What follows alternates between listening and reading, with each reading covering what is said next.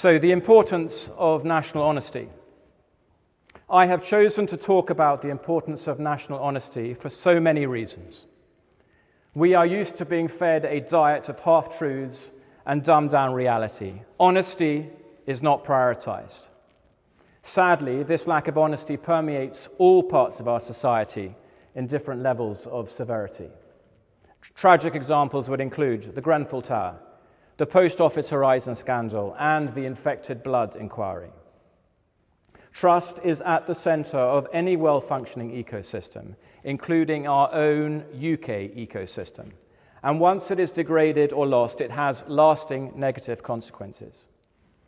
We have a difficult path ahead of us as we address our country's significant issues and prepare for the future, including our unsustainable financial position, aging population, and the climate crisis. Honesty comes in many forms, including the all-important feeling that our leaders are being honest with us. They fully understand the issues and have a detailed plan to fix them. Unfortunately, we have become used to hollow words, half-truths, and broken promises. During the election in July, the IFS also spotted a conspiracy of silence when referring to the lack of detail in both the Conservative and Labour manifestos. At the Labour conference last month, the Prime Minister's speech also lacked critical detail. This matters because it is the detail and the rigour that provides the trust that the plan is going to work. The October budget is going to be painful, and this is apparently due to a £22 billion black hole in our finances, inherited from the Conservatives. When asked, the Treasury refused to provide the exact makeup of the £22 billion. Why? Trust is eroded. The government has committed to decarbonise the grid by 2030, an unbelievable schedule when you consider a legacy infrastructure and the investment required, a complete reform of planning, and change to the grid connection process.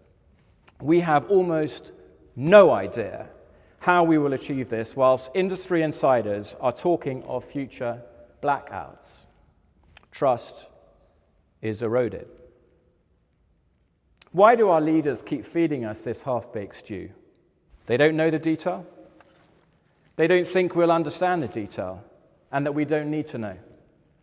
There is an ingrained culture of spin, vagueness, and procrastination, a fear of getting it wrong. The truth, in some cases, is frightening to deliver. We and our leaders require the full picture so we can make accurate and informed decisions. Lord King, former governor of the Bank of England, recently had this to say about the Prime Minister's description of light at the end of the tunnel. He said, "If this is your vision, you need to know what the tunnel looks like and what the light is." I wholeheartedly agree, and let me add my touch. Sometimes the light at the end of a tunnel is an oncoming train. Lack of detail erodes trust. With honesty comes responsibility, especially when delivering bad news. In the commercial world, incoming CEOs may kitchen sink or write down numbers as a start, but once in seat, the best CEOs take full ownership and focus on delivering their plan and bringing the company with them. It is clear that Labour inherited a very difficult situation, but it is now time for this government to take full ownership, as when ministers talk of fixing Tory rot, they refer not just to MPs, but they also refer to 24% of the electorate who voted Conservative. And this will not build the countrywide cohesion that is required. This tribal behaviour is a cross-party problem. Our country is at a crossroads. In one direction, we have more of the same, broken Britain and managed decline. And in the other direction, we have the potential for enhanced unity, good and responsible growth, and resulting prosperity. The task force to deliver this will involve us all. The current plan is too narrow, as there is much focus on working people, with an emphasis on how much tax you pay, or the broadest shoulders. Each and every person will have to bring their energy, skill, support, and contribution to play in all their different forms so that our ecosystem can work to its best effect. The success of this will be down to the many.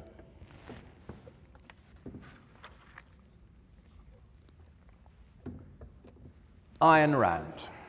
She writes of heroes, villains, struggles, the dangers of a huge state with their meddling bureaucrats and committees. Her vision is based on the principles of rationality, independence, integrity, justice, productiveness, pride, and honesty. All these principles feature heavily in what I'm about to tell you. Thankfully, she also values the importance of pursuing happiness and love. She writes of the importance of objectivity, where her main characters are heroic figures who strive to succeed and strain every sinew to achieve their goals. She is a challenger and a thought-provoker, a truth speaker and a woman of action.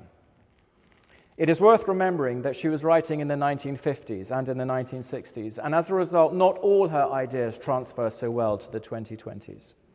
A battle rages around her support for egoism or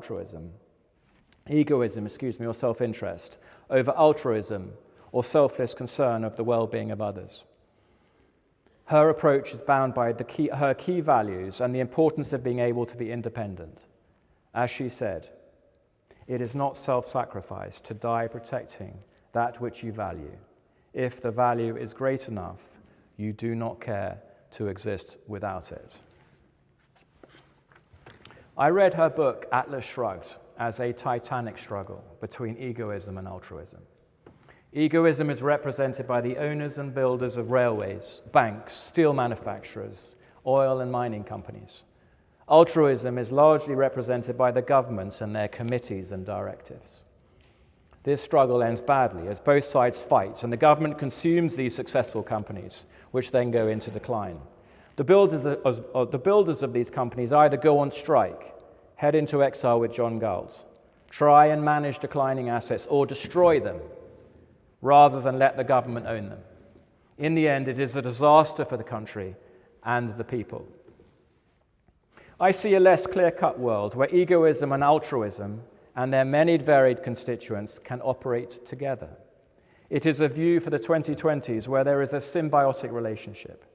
The success of this relationship is dependent on a sympathetic government who nurtures, supports, and respects both sides of the egoism and altruism debate and their important contributions, and this is a timely message for our new government. Rand has made me think and reflect more deeply, and I thank her for that. I also believe that if we are to successfully navigate the difficult waters, we will need uncompromising thought leaders like Rand. She wants us to have the courage of our convictions, valuing the importance of our hard-won freedom.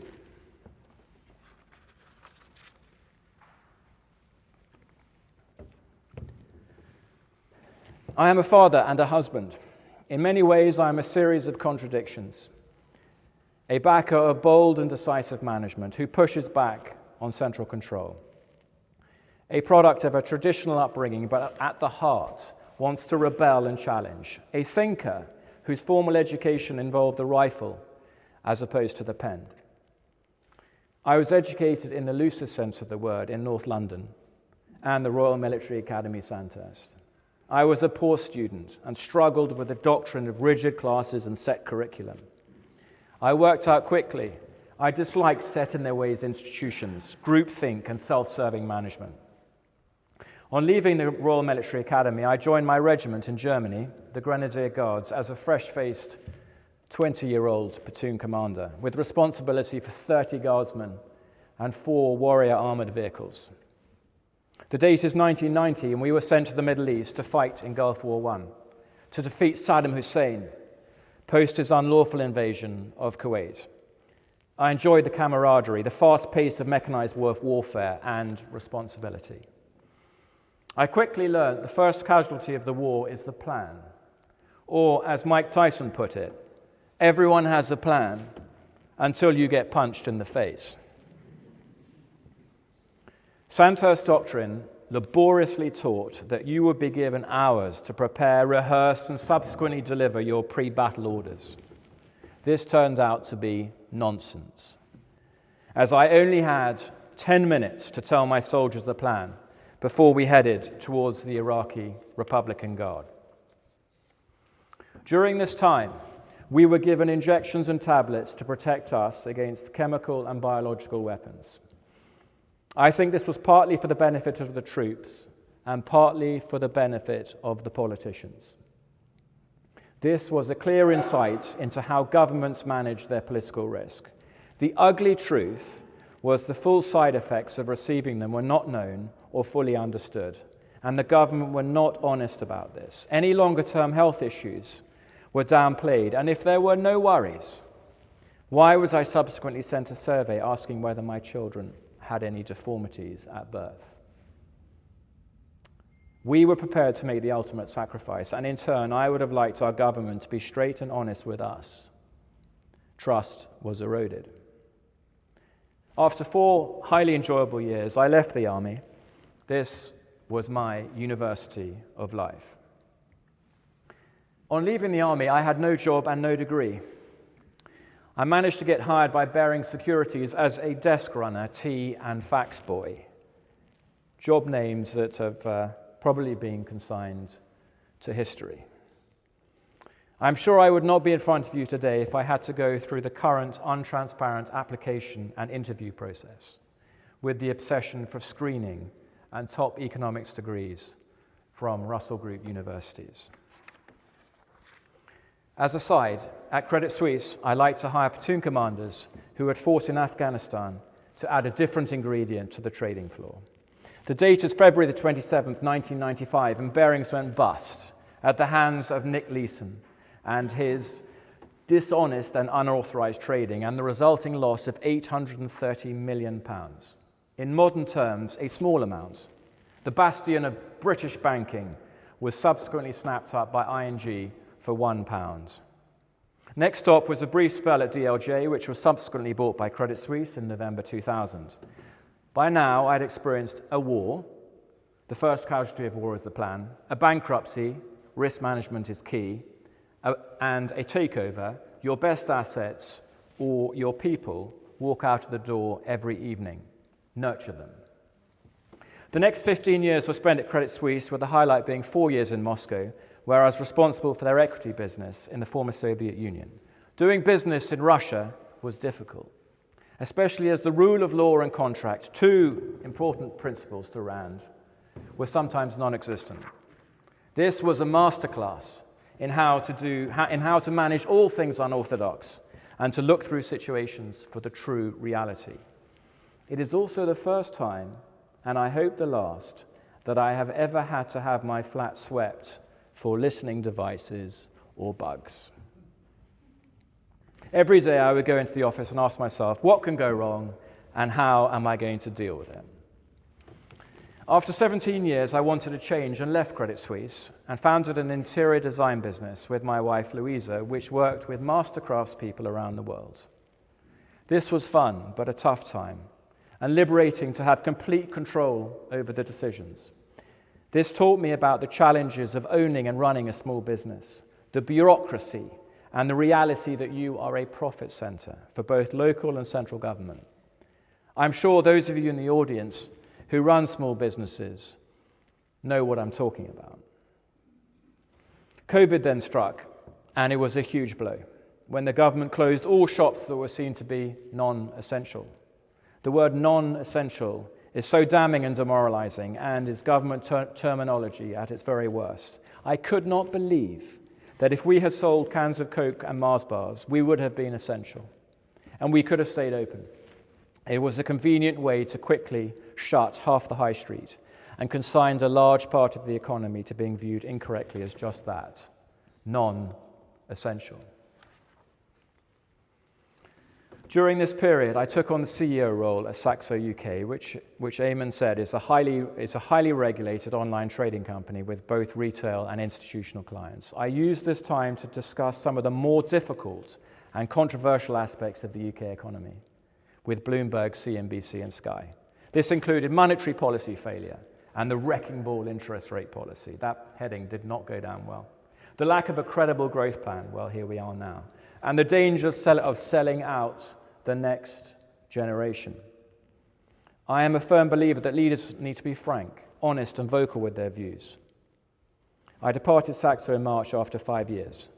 We are all products of our experiences. My Gulf War injection saga, the government's non-essential COVID statement, Nick Leeson's bankrupting of the first company I worked for, and 4 years in a law-lightened Moscow have given me a healthy questioning of authority. And I place a very high value on honesty. It takes years to build trust and minutes to lose.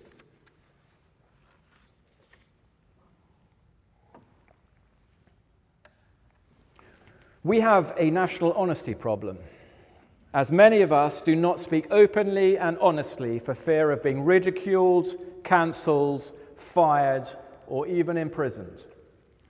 I have to tell you that I have struggled with this part of my speech. How do I speak honestly and openly about my experiences and lessons of 35 years without triggering my own lawsuit or media outrage? It's difficult, and reminds me that free and open speech is easier said than done, but it is a worthy and vital cause to fight for.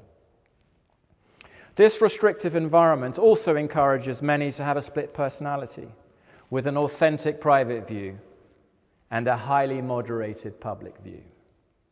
As a business leader, I strive to be authentic and direct, but I worry about falling into the traps that could end my career or get me cancelled. As I speak to you now, I have this in the back of my mind. This makes the job so much more difficult and leaders less effective. I assume that some of you share my concerns and frustrations. Perversely, the absence of a moderate view creates a vacuum and leaves open more of the stage for extreme views. For many, the biggest fear is litigation and negative press, and the internet and social media has the ability to turbocharge situations before they have been properly investigated or validated. Companies will go to great lengths to manage this environment, and law firms know this. There is a whole industry dedicated to targeting firms for payouts. It is important that we do not run scared from the spectre of potential litigation. During my career, I've seen a dramatic increase in the litigious environment and the resulting reduction in transparency as people run scared of saying it is as it is. I don't see this litigious environment going away. Unfortunately, we are getting used to a culture where direct and truthful feedback is difficult to deliver. I also worry about our universities. I listen to the stories from my children and their friends of a sanitized and hostile debating environment where there is one accepted narrative. There is a genuine fear among students of saying the wrong thing. This is not right. We can see the consequences of this in a survey of students which showed that half worried about expressing their real views for fear of being treated differently by their fellow students. We're seeing university leaders targeted with an ever-growing number of university professors removed or forced to resign for their views and boycotting or intimidation of speakers. An updated list of these academics can be accessed via the banned list, managed by Academics for Academic Freedom. Even having lists of people who are banned is shocking. That is why I see the government suspension of the Higher Education Freedom of Speech Act 2023 as a fundamental step in the wrong direction. Separately, we should be careful of legislation that appears to be targeting the extreme ends of the spectrum, including hate speech. Unfortunately, this also restricts sharing of mainstream views, as we all fear being caught and punished in this ever-tightening net. I commend the bravery of the whistleblowers and those who have the courage and conviction to speak openly about wrongs. We are reading about this in the cases of Lucy Letby, Mohammed Fayed, and the sub-postmasters. These whistleblowers should have our support, and we as a society must listen more carefully and find a way of reacting more effectively. Half-truths, lies, dumbed-down narrative, and a cancel culture are not protecting us. In fact, we are worse off for this, and there are consequences, both seen and unseen.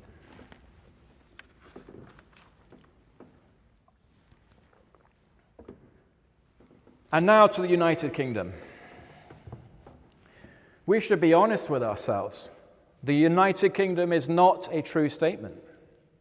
The importance of this is critical, as our name is at the heart of our national identity, who we are, and should reflect reality, or else we are dishonest with ourselves at a national level, and this has consequences. In the last election, too many Scots, Northern Irish, and Welsh voted for political parties who would leave the United Kingdom given the opportunity. During the Euros Football 2024, Scottish fans were reported to support Spain over England. To this, I have my view that the relationship between England, Northern Ireland, Scotland, and Wales is just not working. I worry that this bad blood between the home nations has become entrenched, though I do see some unity in a dislike for England. This is a problem. Our place in the world and the quality of living many enjoy is not a given. Those who have read Atlas Shrugged will understand a country can rip itself apart and decline quickly if fundamental issues are brushed under the carpet. I want us to take on whatever challenges come our way as a truly united kingdom. This is not a romantic vision of a united kingdom of a bygone era. It is driven by the broader benefits that unity would bring, including the resulting enhanced productivity and social cohesion.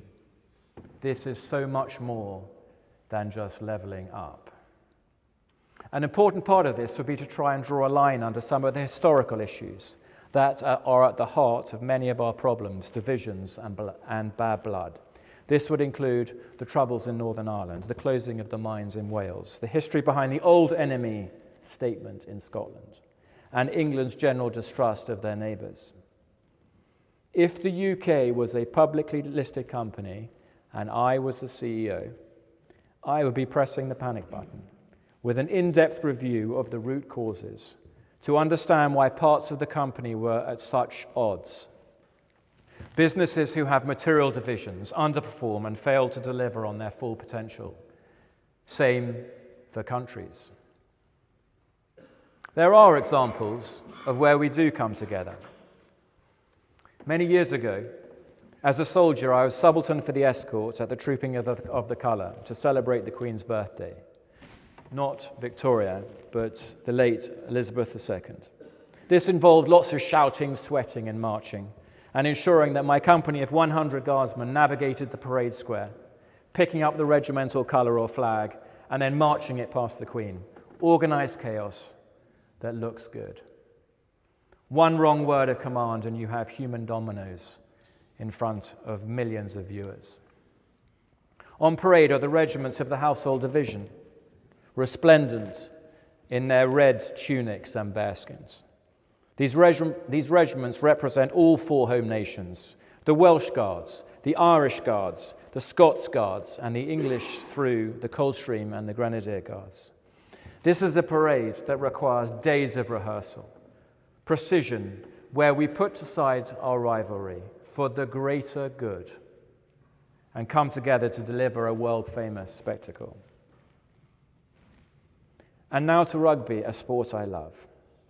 The beauty about rugby is it's made up of people of all shapes, sizes, and skills. Big, small, fast, slow, tall, and the ultimate team game. I have the same approach to business, where I think it is key to have present all varieties of skills and experiences. Groupthink comes when you hire people with all the same skills or backgrounds.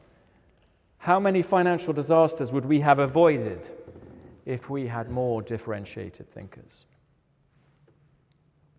The British Lions rugby team is a wonderful example of unity. It is made up of the Irish, the Welsh, the Scots, and the English. They are a group of fiercely proud countrymen who come together, pull on the unifying British Lions red shirt, while still wearing their own individual country socks, and face down the might of the New Zealand and South African rugby teams. It is food for the soul and hugely empowering to hear the individual accents of the Irish, the Welsh, the Scots, and the English coming together as one with a shared goal of winning. These are two different examples of the cohesion that we should strive for. If this can be achieved on the parade square, and if this can be achieved on the rugby field, we can do it for the rest of the United Kingdom. We just have to want to do it, and that is a challenge. We should be united and go forward together.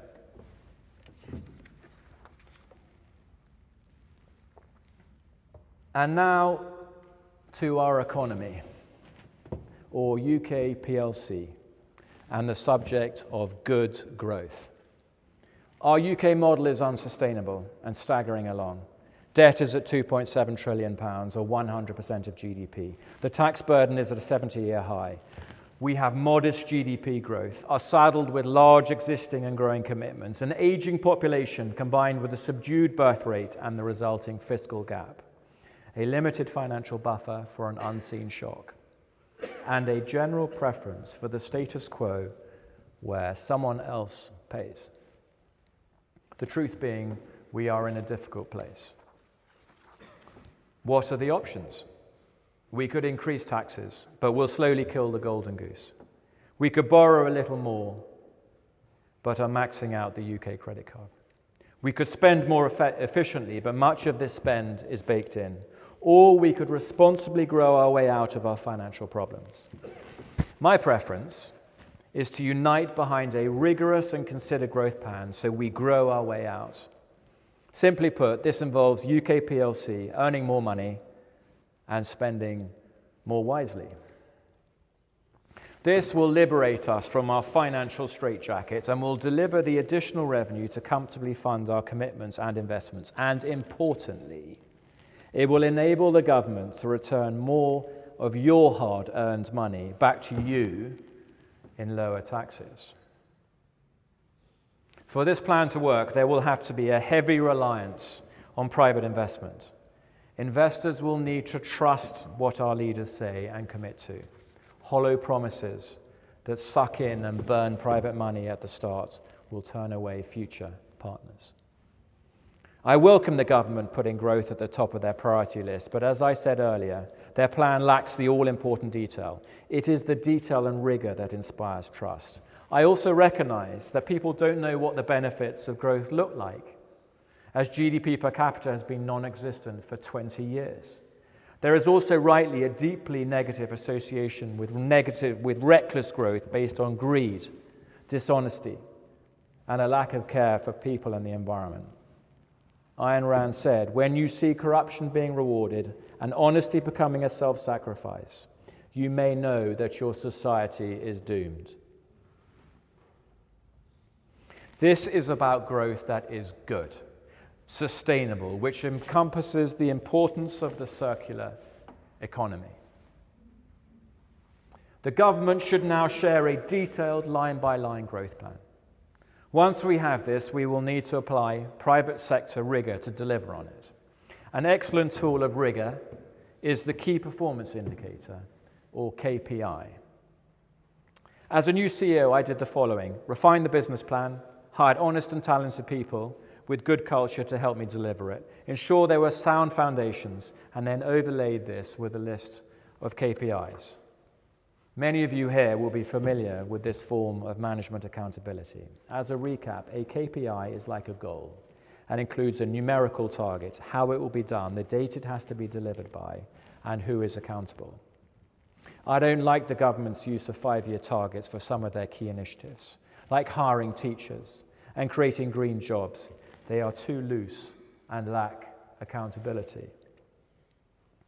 A good example of where we require further detail and rigor would include the Prime Minister's GDP growth goal of 2.5%, 2.5%. He is clear that growth and wealth creation are the number one priority and that everything else ladders up to it. This 2.5% goal should be supported by a detailed KPI. It is disconcerting that the Office for Budget Responsibility, which this government has great faith in, forecasts GDP growth peaking below this goal. Why? In the absence of the detail, trust is eroded. The UK KPIs would encompass all of our key initiatives. Then the Prime Minister or CEO and his ministers should then update the electorate on how we are performing against these KPIs or goals on a regular basis. A traffic light system could be used to visually track this performance. Green for delivering on KPI target, amber for within 10% of our target, red where we are missing the target by 10% or more. Basic but powerful. Green is good, red is bad. I have found this to be very powerful. These KPIs should also be available in one place, not hidden or not available at all. This will train the electorate to focus on the important details so that our leaders know that they are on the hook to deliver. CEOs and CFOs in the private sector get fired if they continue not to deliver on these targets, on their targets. The same logic should apply to our Prime Minister and ministers. Rand makes an interesting observation and captures this perfectly. If a businessman makes a mistake, he suffers the consequence. If a bureaucrat makes a mistake, you suffer the consequence. Yeah. The stakes are extremely high, and there is no magic money tree or alchemist in the Treasury or Bank of England to bail us out. If we don't deliver this growth plan and the additional revenue, we should expect more tax hikes and more borrowing. This will mean investment in our key services will come under huge pressure. Promises will have to be broken, and the bond market will smell blood, and the cost of borrowing will go up. We will also sell out the next generation. We will also sell out the next generation. This is an honest insight into the depth of detail and accountability that is required, and we, the electorate, should demand it. Responsible growth is good.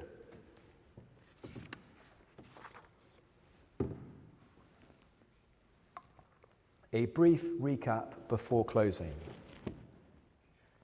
I believe in the importance of national honesty, open speech, a truly united kingdom, good growth, and the rigor and detail to ensure we deliver it.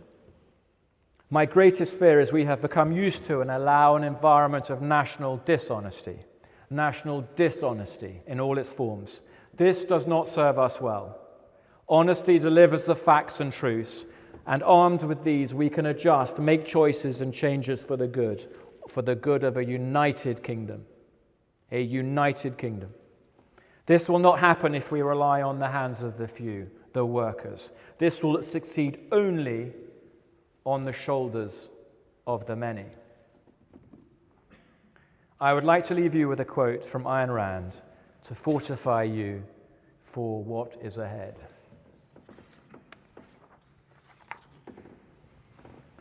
Do not let your fire go out. Spark by irreplaceable spark in the hopeless swamps of the not quite, the not yet, and the not at all. Do not let the hero in your soul perish in lonely frustration for the life you deserved and have never been able to reach. The world you desire can be won. It exists. It is real. It is possible. It is yours. Thank you very much.